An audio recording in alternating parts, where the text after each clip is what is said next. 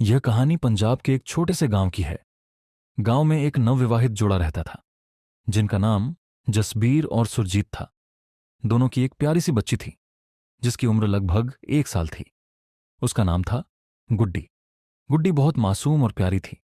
गांव के सभी लोग उसे बहुत पसंद करते थे। उसकी हंसी से पूरा घर महकता था। एक दिन जसबीर और सुरजीत अपने खेतों में काम करने चले गए और गुड्डी को घर पर उसकी दादी के साथ छोड़ दिया। शाम होते होते आसमान में काले बादल छा गए और अचानक तेज तूफान आ गया। बिजली कड़क रही थी और हवाएं डरावनी सी आवाजें कर रही थीं। उसी समय गुड्डी अचानक जोर जोर से रोने लगी। दादी ने उसे चुप कराने की कोशिश की, पर वो किसी अनजाने डर से कांप रही थी।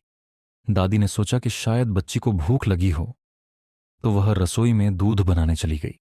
लेकिन जब वह वापस आई तो गुड्डी कमरे में नहीं थी।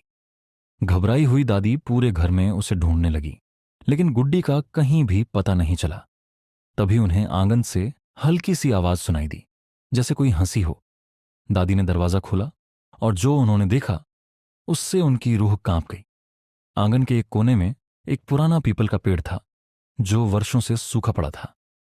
उस पेड़ के नीचे गुड्डी बैठी थी और उसके पास एक परछाई जैसी आकृति खड़ी थी। वह आकृति अजीब तरह से गुड्डी को घूर रही थी और गुड्डी मुस्कुरा रही थी, जैसे किसी परिचित के साथ हो। दादी ने तुरंत भगवान का नाम लिया और दौड़कर गुड्डी को उठाने के लिए भागी।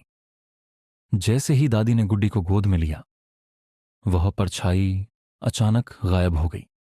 घर के अंदर आते ही गुड्डी फिर से सामान्य हो गई और मुस्कुराते हुए दादी की गोद में खेल रही थी, जैसे कुछ हुआ ही ना हो। जब जसबीर और सुरजीत वापस आए, दादी ने उन्हें सारी बात बताई।